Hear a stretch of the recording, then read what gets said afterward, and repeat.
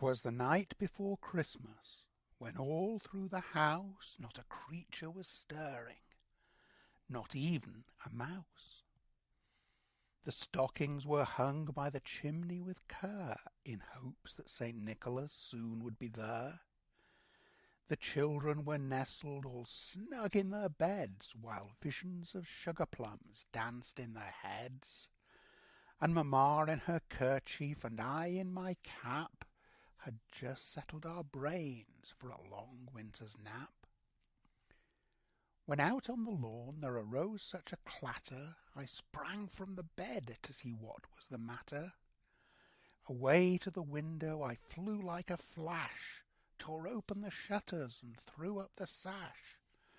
The moon on the breast of the new-fallen snow gave the lustre of midday to objects below. When what to my wondering sight should appear but a miniature sleigh and 8 tiny reindeer, with a little old driver so lively and quick, I knew in a moment it must be Saint Nick. More rapid than eagles, his coursers they came, and he whistled and shouted and called them by name. Now Dasher, now Dancer, now Prancer and Vixen, on Comet, on Cupid, on Donder and Blitzen.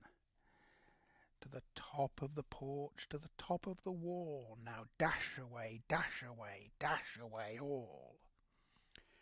As dry leaves that before the wild hurricane fly, when they meet with an obstacle, mount to the sky, so up to the housetop the coursers they flew, with the sleigh full of toys and St. Nicholas too.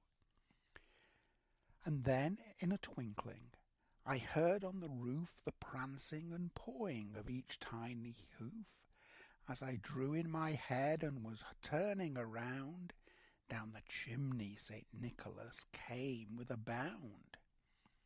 He was dressed all in fur from his head to his foot, and his clothes were all tarnished with ashes and soot.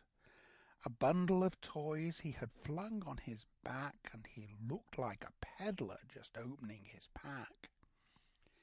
His eyes, how they twinkled, the dimples how merry, his cheeks were like roses, his nose like a cherry. His droll little mouth was drawn up like a bow, and the beard of his chin was as white as the snow. The stump of a pipe he held tight in his teeth, and the smoke it encircled his head like a wreath. He had a broad face and a little round belly that shook when he laughed like a bowl full of jelly.